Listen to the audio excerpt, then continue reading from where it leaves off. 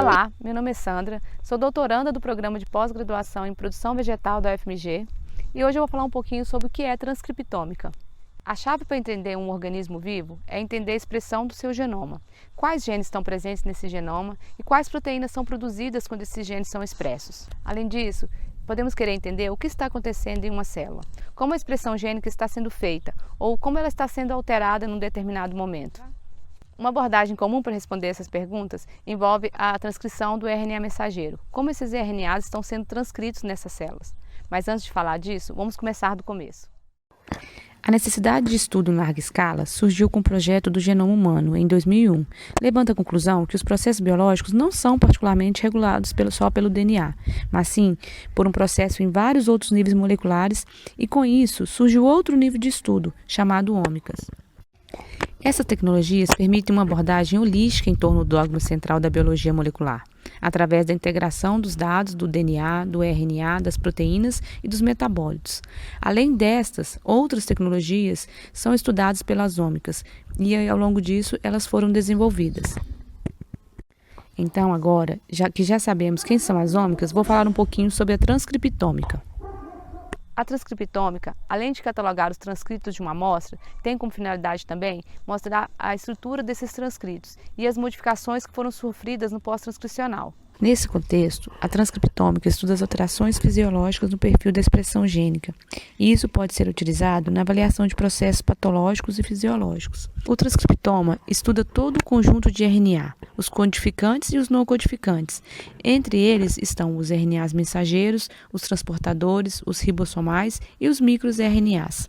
É como olhar para uma célula e ver tudo o que está acontecendo em termos de expressão gênica, ao mesmo tempo, e descobrir ainda coisas que nem se sabia que existia. A população de transcrito é específico de cada célula. Podemos dizer assim que ela é a identidade da célula. E ela participa ainda da modulação de atividades durante os diferentes estágios de desenvolvimento daquela célula. O transcriptoma ele é herdado da célula-mãe durante a divisão celular. Então, cabe à célula apenas a manutenção e adaptação daquele transcriptoma de acordo com o estágio de desenvolvimento que a célula se encontra. Este processo mantém o RNA mensageiro que é degradado, ligando ou desligando os genes de interesse. Para codificar todos esses transcritos, existem algumas técnicas aliadas à bioinformática. Ao longo dos anos, várias técnicas foram desenvolvidas, várias tecnologias, e algumas já até entraram em desuso. Mas eu vou falar um pouquinho agora das 3 principais que estão sendo mais utilizadas. Elas incluem o RT-PCR quantitativo, no entanto, esse método só pode analisar um pequeno número de transcritos por vez.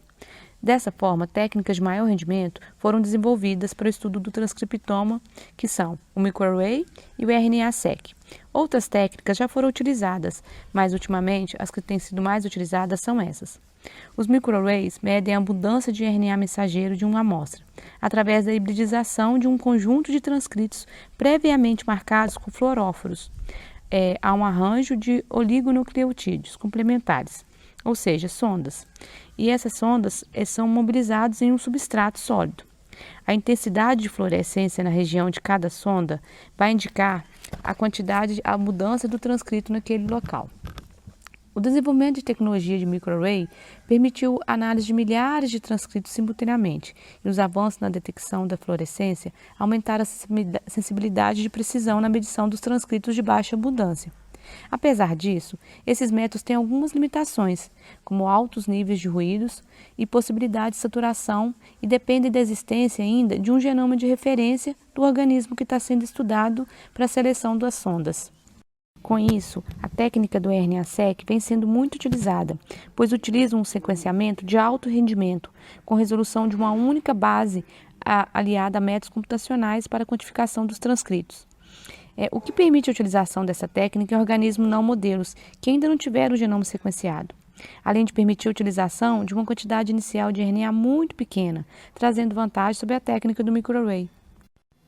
Em contrapartida, os desafios impostos pela técnica do RNA-seq incluem um número significativo de etapas de manipulação para a produção de bibliotecas de DNAs complementares, que são os cDNAs, e a dificuldade de processamento e análise da grande quantidade de transcritos pelos computadores, o que exige uma grande capacidade dessa máquina. Dentre as aplicações do RNA-seq está a quantificação da expressão gênica, o estudo de diversidade de splice. Sendo assim, essa metodologia traz um leque de possibilidades para a utilização de tratamentos personalizados. Então é isso, falei um pouquinho sobre a transcriptômica. Para saber mais, acesse a nossa página no Instagram e no YouTube.